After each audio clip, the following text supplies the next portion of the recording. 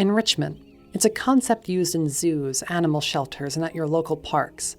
It's the act of us, humans, providing animals with objects that stimulate their minds and bodies, and constructing habitats that do the same. Lucky for us, it goes the other way as well. We all benefit.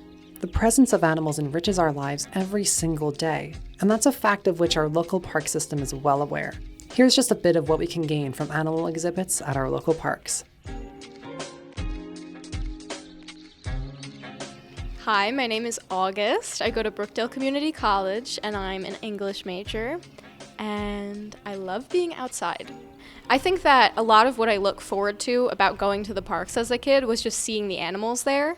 It's like a kind of like a treat to get to see the animals. It's like you're just going to visit your buddies. I've always been really enthralled and enamored by the animals at the nature centers.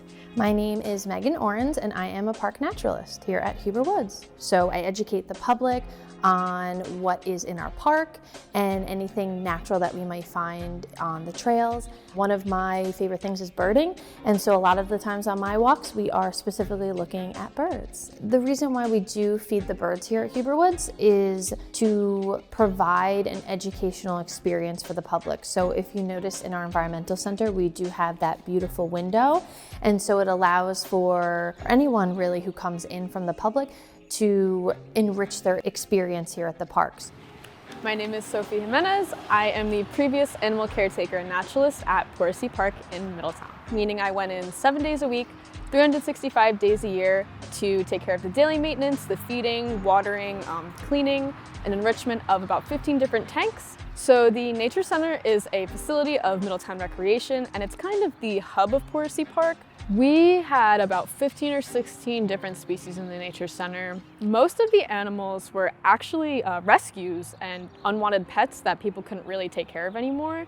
So here at Huber Woods, we have, I would say, over 10 species of different reptiles and amphibians here. Having the reptile house here is really beneficial for the public. The species that we house, we use them to educate the public about what they are. We educate them why they should care about these animals and what they can do for them. I feel like interacting with animals in captivity has kind of taught me to give animals their space. I think that's preached at parks a lot, is to give wild animals their space, because animals in captivity are used to being handled and animals in the wild are not. So I feel like it's definitely important to kind of take a step back and let them do their thing. We had quite a few taxidermied animals. There were several in the lobby of the Nature Center. We had coyotes, we had lots of waterfowl and tons of aviary species. And then in the classrooms we had species like mountain lions and red foxes. A fan favorite was this huge black bear that we did during an ecology program with pre-K through about second grade.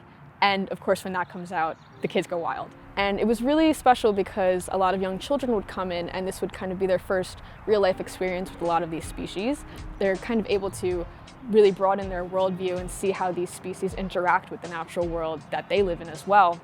I think that the park system displaying live and taxidermied animals in their nature centers is definitely a positive influence. It's kind of like if you know more about the wildlife that's around you, I think you're more likely to care about it. As well, it's good to know things like this is native, this is invasive. Without our park system, we wouldn't know that the spotted lanternfly was invasive at all. One of the things as park goers that you can do to help protect our wildlife is educating yourself. So it could be coming to one of our talks and learning about these species. It could be going online and looking up some general information. Something that you could do yourself just to help is just go to the park system and support the park system. It protects it from litter, it protects it from all these different things. The park system itself does a lot of work. Some of the ways that park goers can really preserve the sanctity and integrity of the park is to, number one, to not introduce any species, say unwanted pets or pets you can't care for any longer, into the park's ecosystem. That's kind of what the entire animal care program is for in the first place.